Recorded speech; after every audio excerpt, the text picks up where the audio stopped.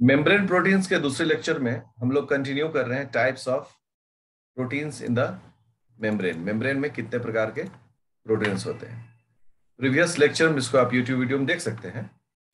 वो integral trans membrane proteins या membrane proteins के बारे में थी। अब हम लोग सेकेंड पॉइंट पर आ रहे हैं और वो है peripheral membrane proteins. Peripheral membrane proteins के बारे में बात करेंगे तो नाम से ही पता चलता है ये मेम्ब्रेन में बाहर से इनका संबंध है, मतलब ये बाहर से जुड़े हुए होते हैं। अगर एक मेम्ब्रेन देखें, ठीक है, ये बायलेयर है, और अगर इसको हम देखें तो इसका संबंध जो है वो बाहर से, लाइक ये ऐसे कोई ऐसे प्रोटीन बाहर में वो मेम्ब्रेन से जुड़ा हुआ है, ठीक है। लाइक ये प्रोटीन है, ये मेम्ब्रेन के प्रोटीन से इंटरेक्ट, यहाँ पर कोई प्रोटीन है जो इस मेम्ब्रेन से जुड़ा हुआ है, या फिर एक मोनोलेयर मेम्ब्रेन है, प्रोटीन है और उसके साथ ही जुड़े हुए। तो यहाँ पर जो पेरिफेरल प्रोटीन्स है वो ये है जो मेम्ब्रेन के अंदर में नहीं होते हैं, मेम्ब्रेन के बाहर में होते हैं, और बाहर से वो मेम्ब्रेन के साथ या तो उसके लिपिड से या फिर उसके प्रोटीन्स के साथ इंटरैक्टिव का रिलेशनशिप होता है। अब सोचो कि पेरिफेरल मेम्ब्रेन प्रोटीन्स अगर मेम्ब्रेन के बाहर से जुड़ता है, इसको सबसे पहला छूट मिलेगा। क्या छूट मिलेगा? छूट ये मिलेगा इनको जो hydrocarbon chain of fatty acid है, hydrocarbon chain of fatty acids, ठीक है ना, इससे इनको छूट मिल गई क्योंकि ये मेम्ब्रेन में तो है ही नहीं। अब जब ये मेम्ब्रेन में नहीं है तो इनको थोड़ा सा फ्रीडम मिल गया कि आप चाहें तो कम हाइड्रोफोबिक रेसिड्यू के साथ भी काम कर सकते हैं, क्योंकि आपको ये प्रॉब्लम नहीं है कि आपको मेम्ब्रेन से पास करना है। तब फिर ये कैसे होंगे? देयरफॉर अब इनके पास अलग अलग प्रकार के इंटरेक्शंस होते हैं। जैसे दे प्रीफर, किस प्रकार के इंटरेक्शन को प्रीफर करते हैं? पहला, इलेक्ट्रोस्टैटिक इंटरैक्शन, जो कि चार्ज के बेसिस पर होता है। दूसरा, हाइड्रोजन बॉन्डिंग, जो हाइड्रोजन डोनर और हाइड्रोजन एक्सेप्टर के बेसिस पर होता है। देखिए कहीं कितना बदलाव हो गया जब कहीं आपको तुलनात्मक रूप से पूछा जाएगा कि इंटीग्रल प्रोटीन्स, मेम्ब्रेन प्रोटीन्स और पेरिफेरल मेम्ब्रेन प्रोटीन्स में क्या आप समझते हैं। तो ये जो बॉन्डिंग है, ये जो इंटरेक्शन है, वो कितना बदल गया। वहां था कि जो मेजर बॉस है वो है हाइड्रोफोबिक इंटरेक्शन। यहां हाइड्रोफोबिक इंटरेक्शन का कोई शर्त ही नहीं है। क्यों? क्योंकि ये पेरिफेरल प्रोटीन्स होते हैं, अर्थात ये आयंस के द्वारा भी इंटरेक्ट हो सकते हैं। जैसे मैं चलो एक बनाता हूं एग्जांपल। हम एक ऐसे एक पेरिफेरल प्रोटीन दिए, ये कुछ अमाइनो एसिड्स हैं, ठीक है ना। अब सोचो ये स्पार्टेट है। अगर ये स्पार्टेट है तो यहां पर साइड चेन इसके COO माइनस है, लाइसिन है,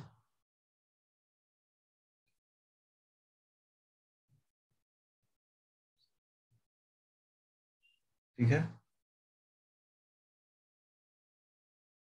ये लाइसिन है इस प्रकार से। और अब इसको मेम्ब्रेन के साथ इंटरेक्ट करना है। ये मोनोलेयर ऑफ मेम्ब्रेन है। अब मेम्ब्रेन में कोई प्रोटीन है, सोचो, ठीक है। अब मेम्ब्रेन में कोई प्रोटीन है ऐसे करके, जो ट्रांस मेम्ब्रेन है, जो मेम्ब्रेन के इस पार से उस पार चला गया। अब यहां पर सोचिए कि अगर आर्जिनिन हो, आर्जिनिन हो तो उसके साइड चेन पर क्या है? पॉजिटिव चार्ज, यहां नेगेटिव चार्ज। इन दोनों के बीच में एक इंटरेक्शन होगा। इस इंटरेक्शन को क्या बोलेंगे? इलेक्ट्रोस्टैटिक और आयोनिक इंटरैक्शन। एक इंटरैक्शन ये हो गया। दूसरा है, मानो कि आप यहां पर सोचो कि कोई अगर हाइड्रोजन एक्सेप्टर हो इधर, तो फिर आप हाइड्रोजन बॉन्डिंग्स भी कर सकते हैं यहां पर। मैं थोड़ा इसको हल्का सा ओपन कर देता हूं।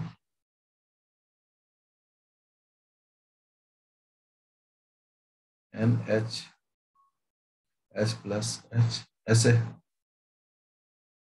और मानो कि यहां पर कुछ ऐसा कॉम्बिनेशन हो कि एक ऐसा प्रोटीन हो यहां पर इंटरेक्ट करने के लिए जिसमें साइड चेन में double bond C double bond O हो। इन दोनों के बीच में हाइड्रोजन डोनर और हाइड्रोजन एक्सेप्टर का इंटरेक्शन होगा, और ये हाइड्रोजन बॉन्ड इंटरेक्शन होगा, सारे वीक इंटरेक्शंस। यहां पर हाइड्रोफोबिक इंटरेक्शन का बहुत रोल नहीं देखा जाता है पेरिफेरल प्रोटीन्स में। ओके, अगर आप इनको आइसोलेट करना चाहते हैं, आइसोलेटेड थ्रू, किस मेथड से आप इन्हें आइसोलेट कर सकते हैं? कौन सा स्टैंडर्ड मेथड? तो हम लोग पिछले में बोले कि डिटर्जेंट या फिर ऑर्गेनिक सॉल्वेंट। इसमें क्या बोलेंगे? अगर हम पीएच में चेंज करते हैं, चेंज इन पीएच, और आयनिक स्ट्रेंथ, आयनिक स्ट्रेंथ मतलब कि कितने केटायन कितने अनायंस हैं, तो आप आराम से इस मेम्ब्रेन प्रोटीन्स को, मतलब पेरिफेरल मेम्ब्रेन प्रोटीन्स को हटा सकते हैं। इसका एप्लीकेशन आपको आगे देखने को मिलेगा इसी चैप्टर में। ये जो हुआ, ये हो गया पेरिफेरल प्रोटीन्स के बारे में जानकारी। जैसे एक सवाल है कि आयनिक स्ट्रेंथ अगर सर बदल दिया जाए या पीएच बदल दिया जाए, ठीक है ना? हम सब जानते हैं कि पीएच बहुत महत्वपूर्ण फैक्टर, ठीक है, किसी भी अमाइनो एसिड में। मान लो कि लाइसिन है, लाइसिन अगर न्यूट्रल पीएच पर है, न्यूट्रल पीएच पर है, तो इस पर +1 चार्ज होता है। अगर यहीं पर वो एसिडिक पीएच पर आ जाए, एसिडिक पीएच पर, अगर यही लाइसिन एसिडिक पीएच पर आ जाए, ठीक है, तो इस कंडीशन में क्या होगा? इस कंडीशन में इस पर +2 चार्ज हो जाएगा।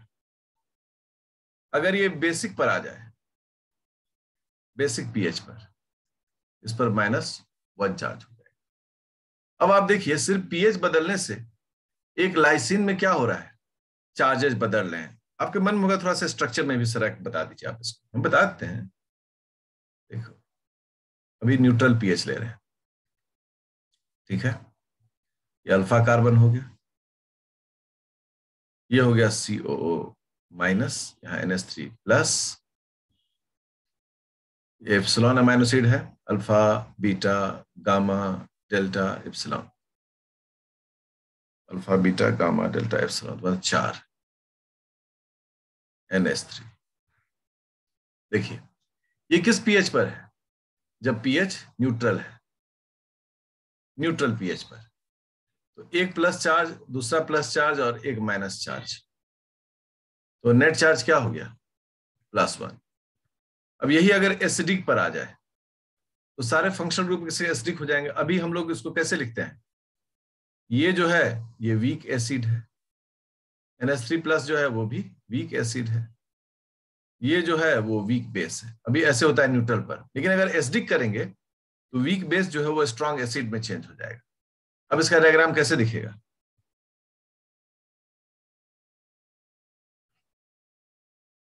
देखिए, NH3 हो गया, COOH हो गया, CS2 का होल 4 हो गया, और ये हो गया।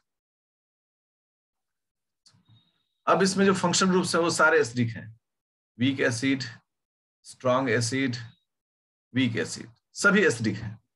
और इसका अगर नेट चार्ज हम काउंट करें, तो नेट चार्ज अब बदल चुका है। अब इसमें माइनस तो है नहीं, चूंकि वो स्ट्रॉन्ग एसिड हो गया। कितना पॉजिटिव चार्ज हो जाएगा? +2। अगर यही बेसिक में आ जाए, सारे के सारे ग्रुप बेसिक इसके हो जाएंगे। उस वक्त इसका स्ट्रक्चर कैसा दिखेगा? NH2 strong base, alpha carbon, COO minus weak base, CS2, NH2। अब देखिए यहां कहानी बदल गया पूरा, सारे फंक्शनल ग्रुप बेस हो गए, strong base, weak base, strong base. Net charge कितना हुआ? -1। एक आयनिक स्ट्रेंथ बदलने से ये मतलब पीएच बदलने से आयनिक स्ट्रेंथ में बदलाव होता है। अब हम लोग आते हैं थर्ड पॉइंट में। तो तीसरा जो टाइप है उसे हम लोग बोलते हैं एम्फीट्रॉपिक। एम्फीट्रॉपिक मेम्ब्रेन प्रोटीन्स। ये एम्फीट्रॉपिक मेम्ब्रेन प्रोटीन्स क्या होते हैं? ठीक है, तो बोलते हैं कि दे आर, एम्फी का मतलब ही होता है दोनों जगह। तो they are found in both, कहाँ कहाँ? In the cytosol. ये साइटोप्लाज्म में भी मिलेंगे, मतलब साइटोसोल में भी मिलेंगे, साइटोसोल। और दूसरा है क्या?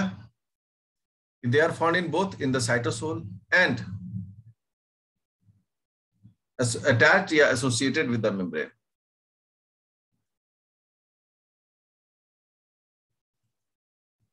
With the membrane.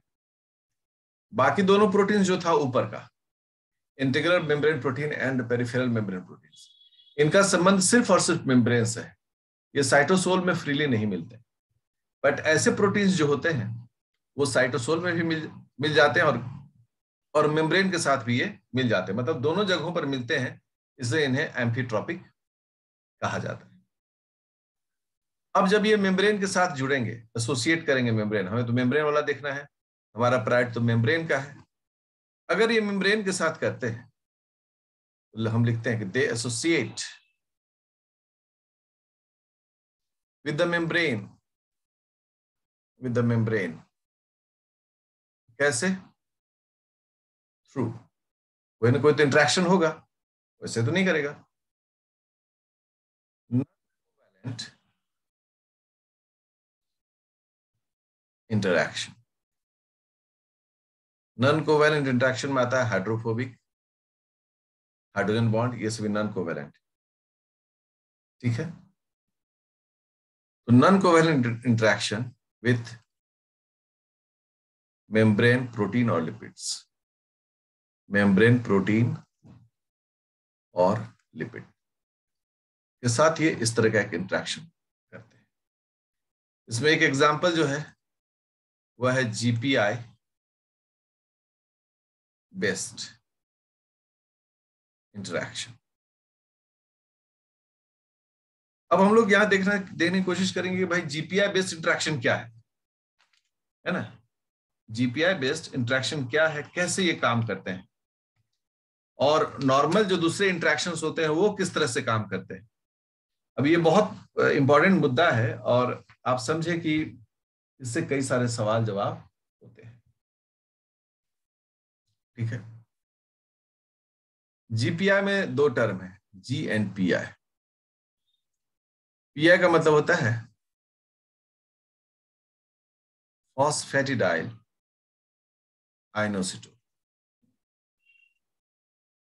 आइनोसिटोन। और G का मतलब होता है ग्लाइकोसाइलेटेड, ग्लाइकोसाइलेटेड फॉस्फेटिडाइल आइनोसिटोन। इसका फुल फॉर्म हो गया ग्लाइकोसाइलेटेड फॉस्फेटिडाइल आइनोसिटोन। अगर अगर हम बोले, अगर इन सबको मिलाकर एक वर्ड में अगर हमें बोलना हो तो हम इसको लिखते हैं ग्लाइकोसाइल फॉस्फेटिडाइल आइनोसिटोन। ठीक है, इस तरीके से भी ये लिखा है। तो इसका मतलब हो गया कि फॉस्फेटिडाइल आइनोसिटोन के साथ शुगर अगर जुड़ा हुआ, इस कॉम्बिनेशन को हम लोग जब भी देखते हैं तो हमको क्या दिखता है? जैसे कि सपोज करो कि ये प्रोटीन है, प्रोटीन है, यहाँ एन टर्मिनल है, यहाँ सी टर्मिनल है, मानते। अब ये जो है फॉस्फेट से इंटरेक्ट कर रहे हैं। फॉस्फेट जो है वो एक ओलिगोसेकेराइड चेन के साथ इंटरेक्ट कर रहा है। ठीक है, ये एक ओलिगोसेकेराइड छोटा सा चेन है। फिर ये फॉस्फेट के साथ इंटरेक्ट कर रहा है। वो फॉस्फेट जो है मेम्ब्रेन लिपिड के साथ इंटरेक्ट कर रहा है। ठीक है, यहां पर दोनों जगह पर फॉस्फेट जो है वो लिंकर का काम करता है, जोड़ने का काम करता है। ठीक है, और ये हो गया आपका ओलिगोसेकेराइड चेन। ये जो है वो ओलिगोसेकेराइड है।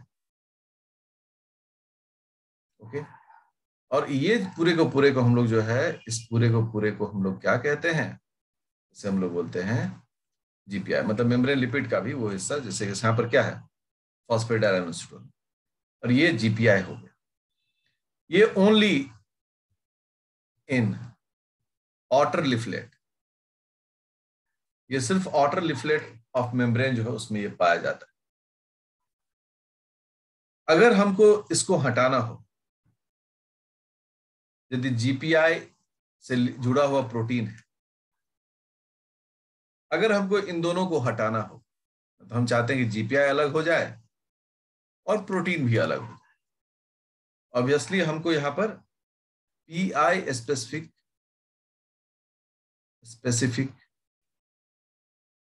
फॉस्फोलाइपेज सी यूज करना हो। जैसे पीआई स्पेसिफिक फॉस्फोलाइपेज सी यूज करेंगे, यह अलग हो जाएगा।